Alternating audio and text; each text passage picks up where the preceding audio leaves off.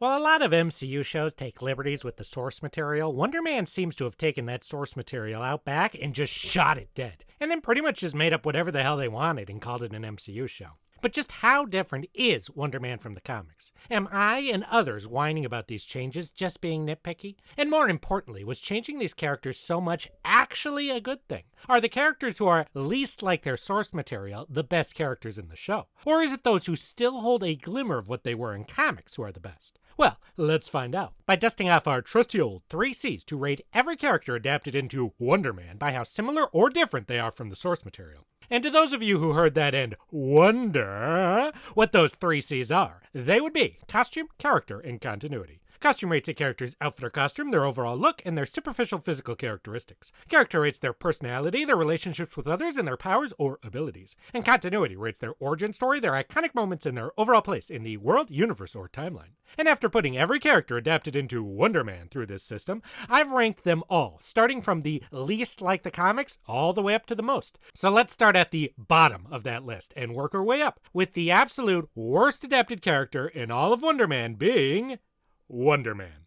Wonder Man in comics was originally a false identity given to failed industrialist Simon Williams by Baron Zemo, so he could infiltrate the Avengers and lead them into a trap. As they were about to be killed, Wonder Man realized the error of his ways and turned against Zemo, sacrificing his own life to save the Avengers, and later, due to the ionic powers Zemo had given him, he was restored to life, becoming even more powerful and eventually joining the Avengers as a hero. Well, in the MCU, Wonder Man was not given powers by Zemo, has no connection to the Avengers, is not named Simon Williams, and does not actually exist, because Simon Williams is not known as Wonder Man in this show. The only Wonder Man we see is a completely fictional character. He's the hero of a cheesy 80s sci-fi movie that is later remade in the modern day. We don't learn all that much about him, but across the show we're able to put together enough to get the basics of his character. We know he faced darkness in his past, that he says took from him the thing that makes a person, and his closest friend is a man named Barnaby, who he says helped pull him out of that void. And in the only scene we get of, we see that he's fighting against aliens to save Barnaby. MCU Wonder Man has either powers that allow him to shoot energy blasts out of his hands, or he has a blaster of some sort in his gloves. Though this is never made clear, and I doubt that these powers are ionic in nature as they are in comics. He shares virtually nothing in common with the comic version except the costume,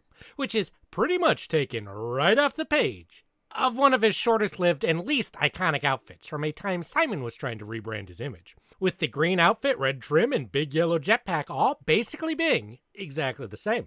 The only real difference being that this version is wearing a version of the red shades that he's known for in modern times.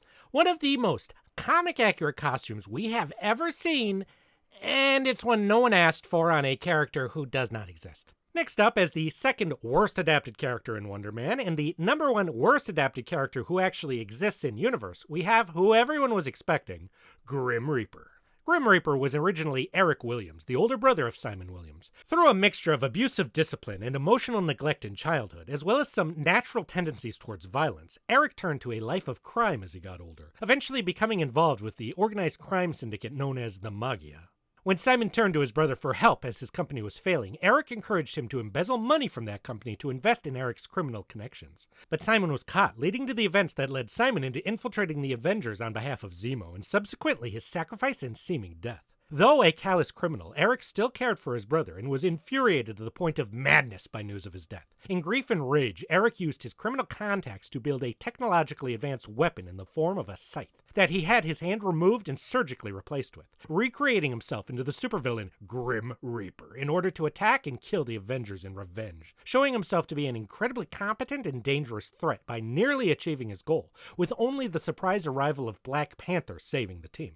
Grim Reaper has fought the Avengers many times since then, forming a complex relationship with the Vision, whose brainwaves were patterned after his brother's, even coming up with a plan to put Vision's mind in Simon's seemingly dead body to kind of resurrect him. After Simon returns to life due to his ionic energies, Grim Reaper snaps a bit more, capturing both Simon and Vision and holding a trial to determine who is his real brother, eventually coming to believe neither of them was, and attacking both in a mad rage. He's continued his criminal career in his new costumed identity, working alone and with many other villains, as a constantly recurring foe of both the Avengers and Wonder Man himself. His scythe is incredibly versatile, able to cut through most matter, shoot blasts of energy, maneuver and spin in different ways, and can shoot out various gases or even give off a paralyzing electrical shock when touched. In the MCU, they did Grim Reaper's scythe a bit differently. For one, it cannot shoot blasts of energy, and for two, he does not have a scythe of any kind whatsoever. He's also not a criminal, isn't part of the Magia, doesn't wear a costume, has both his hands, doesn't fight Wonder Man or any superheroes, is not evil at all, has absolutely no Grim Reaper aesthetic, and is straight up not named Grim Reaper. He's a completely regular, well-adjusted guy that we see at his mother's birthday party.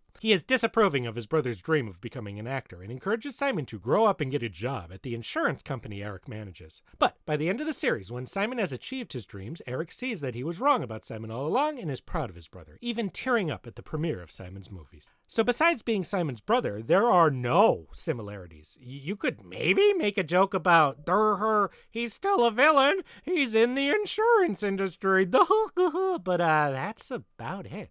And one funny part of this adaptation is that on top of all of his other villainous attributes, in comics, Eric has also been portrayed as being a blatant racist on multiple occasions. So I think the lack of costume and scythe would likely be the least of what he'd be mad about if he saw this adaptation. Next up as the 5th best adapted character, we have Martha Williams, as well as with number 4, for simplicity, Sanford Williams.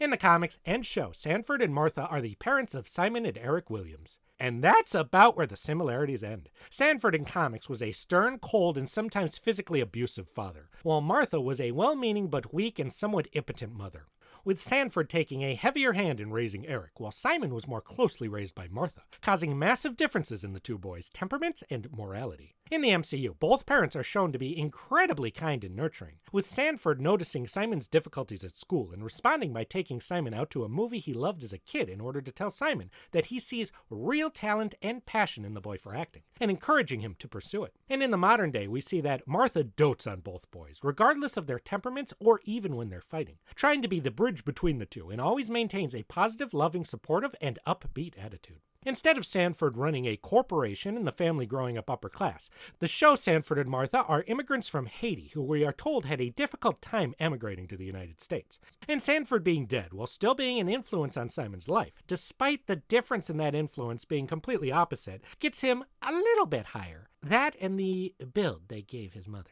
And now entering the top 3 best adapted characters in Wonder Man, a very prestigious position as you can see by the stiff competition below, we have Simon Williams. Comic Simon grew up in a wealthy family and took over his father's company, William Innovations, after his death. In the MCU, he was born to modest immigrant parents soon after they'd moved to the United States. Comic Simon's bad leadership and competition with other companies like Stark Industries led to his company's failure. In an attempt to save it, Simon took his brother Eric's advice to embezzle funds from the company to invest in Eric's criminal enterprises. But Simon is soon caught and found guilty. He is later contacted by Baron Zemo and offered the opportunity to both rebuild his wealth and get revenge against Tony Stark. And, in desperation and rage, Simon agrees, undertaking an experiment with ionic rays that gave him superhuman strength and near invulnerability, with Zemo's plan being to use these powers and the costumed identity of Wonder Man to have Simon pretend to be a new superhero and infiltrate the Avengers, to which Simon agrees, specifically after Zemo ensures his loyalty by revealing the procedure would soon become lethal without an antidote only Zemo held. In the MCU, he seemingly gains his powers naturally in childhood, implying that he may be a mutant, but never explicitly saying so.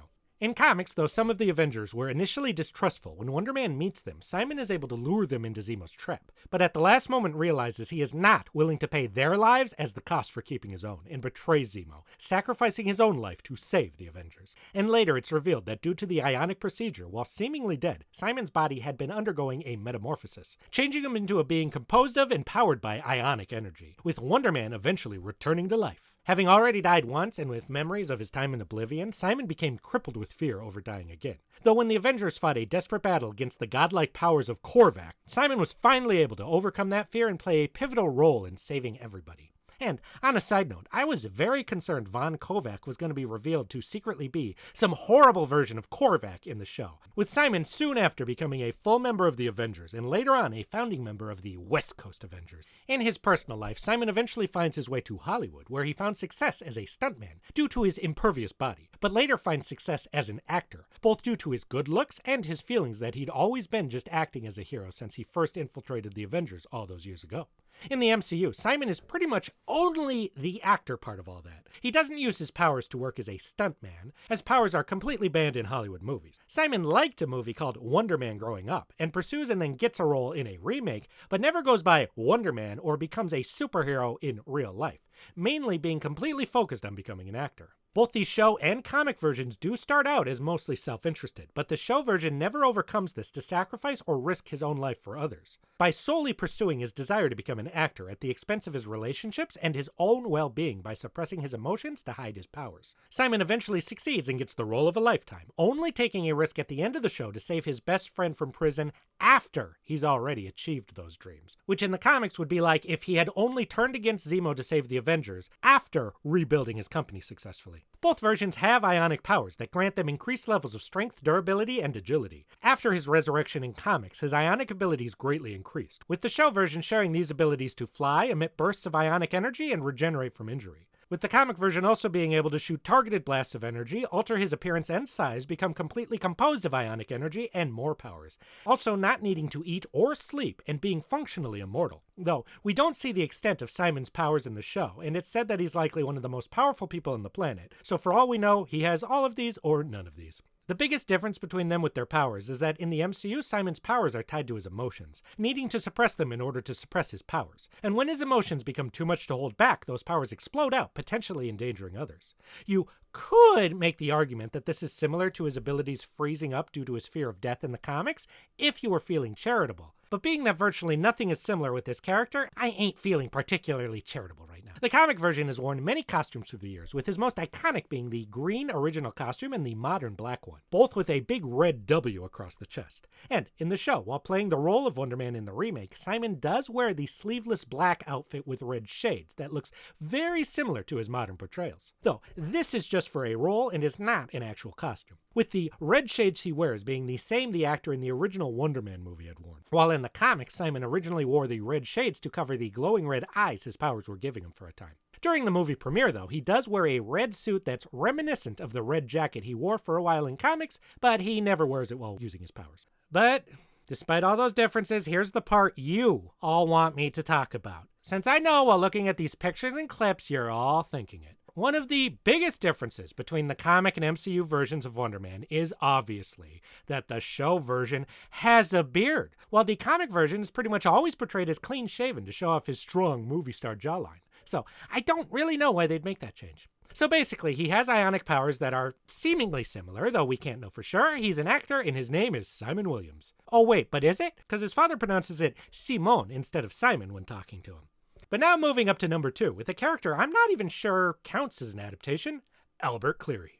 Damage Control in the comics is a company that specializes in taking jobs to clean up and repair the damage done during fights between superheroes and villains, as well as other disasters. Albert Cleary is Damage Control's comptroller, meaning he oversees accounting and financials for the company. He's incredibly skilled at his job and able to keep cool even while dealing with superpowered or dangerous individuals. In the MCU, there is no character named Albert Cleary, but there is a character known as P. Cleary, who also works for Damage Control that most people seem to assume is meant to be an adaptation, but with the name changed for some reason. In the MCU, Damage Control is a branch of the United States government that does deal with the fallout of superhuman battles, while also being focused on monitoring, apprehending, and imprisoning superpowered individuals who pose a threat. Basically a version of S.H.I.E.L.D., but more specifically allied with the United States government. P. Cleary is not this organization's comptroller. He's an agent who in this show is investigating Simon Williams, and previously in the MCU, he's been seen monitoring Peter Parker and Kamala Khan. He looks nothing like the comic version, he acts nothing like him, being basically pushed around and bullied by Trevor Slattery of all people across the show. Basically, the only similarities are working with a group called Damage Control, having a beard, and wearing a suit, though a lot less uptight and professionally.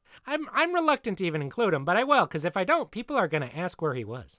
And now, at the number 1 spot, we have Doorman. Doorman is primarily known as a member of the Great Lakes Avengers, a group of Z-list heroes who dub themselves an Avengers offshoot similar to the West Coast Avengers, and operate out of the Great Lakes area of the United States. Damar Davis is a mutant who gained the ability to turn his body into a portal that allows mass to pass through him, with the most common use of his powers being that when he positions himself against a wall, his body allows people to pass through him to the other side, like a door, leading to his name. And upon seeing a newspaper ad looking for superpowered individuals one day, he decided to use his powers to become a superhero, joining up as a member of the Great Lakes Avengers. Despite the fact that the GLA would be a great idea for a comedic streaming series, in the MCU we still have no Great Lakes Avengers. So instead, Damar Davis works at a nightclub in Hollywood as an actual doorman who checks IDs and lets people in. He later sees black goo dripping from a dumpster out back and touches it, and then awakens in another dimension. This reality in the show is similar to the Dark Force dimension of comics. Doorman and other heroes like Cloak access when using their powers. But it is not called this, and instead of being pure darkness, this version is filled with white doors, making it appear to be specifically tied to whatever gave Doorman his powers. He then returns, gaining similar powers to the comics, as well as the ability to store objects within him for undetermined amounts of time. When a fire breaks out at the club he works at, he uses his ability to transport others through the club's damaged doors, saving everyone, including celebrity guest Josh Gad. Josh Gad hires Doorman as part of his entourage, using his powers to escape the paparazzi, but later is given a role in a heist movie Gad is filming, because apparently that's the kind of film Josh Gad films in the MCU, where Damar uses his powers on screen in a scene to help Gad's crew of thieves escape a vault, leading to Doorman becoming an overnight sensation soon after appearing on talk shows and in commercials. Due to the pressures of stardom, Doorman starts drinking, and while filming a scene in the movie's sequel, he drinks too much and vomits while Josh Gad leaps through him, leading to Gad completely disappearing within Doorman instead of appearing on the other side of the set like he was supposed to, which in turn leads to Hollywood banning people with superpowers from acting in Hollywood movies due to the potential dangers posed. Doorman in the show is not portrayed as a superhero, yet saves more people than anyone in this show ever does. And despite not wearing his full black costume or white cape, his character in the heist movie does wear a mask with basically the exact white diamond-shaped eyes as the comic version does, though he takes it off pretty much immediately as he enters the scene. Now, if the MCU is smart, they will spin him off into a Great Lakes Avengers show with that crappy Mr. Immortal from She-Hulk, as Doorman was one of the better received characters in this show, but I have my doubts. So there you have it. Wonder Man, the show where Wonder Man does not exist, and there was more care put into references to Josh Gad's filmography than there were to any of the comic appearances of Wonder Man himself. So after going over this list, what do you think? Should the people making the show have taken more, or any, inspiration from these characters' histories, personalities, or designs? Or do you think the show was better just making up its own thing? And you hope the next Spider-Man portrays Peter Parker as just a regular scientist who breeds spiders and doesn't fight crime or something. Hit that like, bell, and subscribe button like you're Simon smashing in his mother's kitchen counter. And if you like this kind of stuff and want to support the channel more, click that join button as well to become a channel member and get the exclusive right to vote in monthly polls for what adaptation I should subject to the 3 C's in a video in the subsequent month. Until next time, always remember, winners don't write Wonder Man as one word in the comments. See ya!